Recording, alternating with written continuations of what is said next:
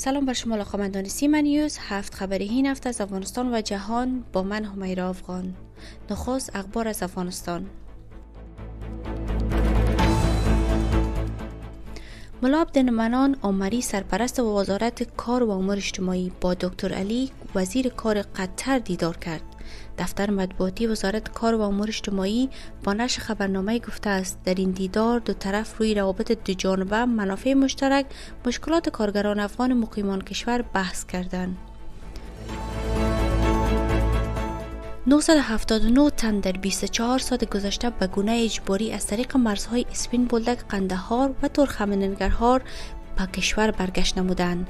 به اساس معلومات آمریت سرحدی ترخمننگرهار 115 خانواده که شامل 647 تن بودند طور جبری از پاکستان برگشت نمودند و بعد از ثبت در اداره امور مهاجرین جهت کمک به دفاتر کمیشنری عالی ملل متحد و سازمان بین المللی مهاجرت معرفی شدند.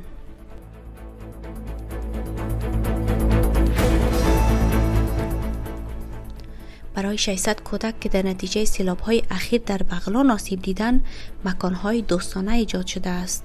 این مکان‌ها در 4 ولسوالی از سوی ریاست کار و امور اجتماعی بغلان در همکاری با نهادهای خیریه ایجاد شده است.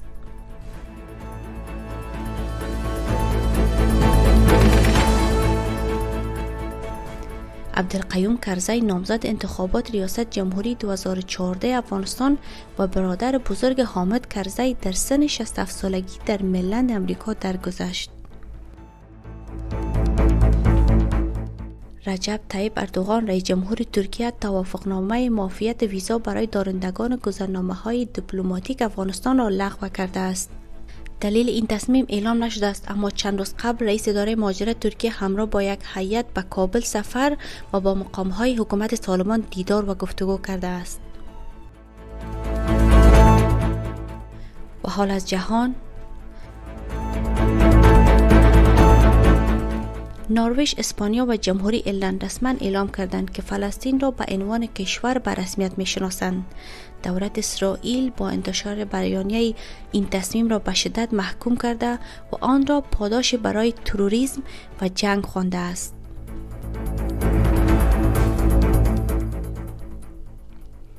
حمله مرگبار اسرائیل بر رفح از سوی ارتش اسرائیل که منجر به کشته شدن 45 نفر از آوارگان فلسطینی در آتش سوزی چادرهایشان شد، بمباران اخیر در رفح با انتقادهای تند از سوی جامعه جهانی مواجه شده است و سازمان ملل، اتحادیه اروپا و کشورهای عربی این حمله را محکوم کردند.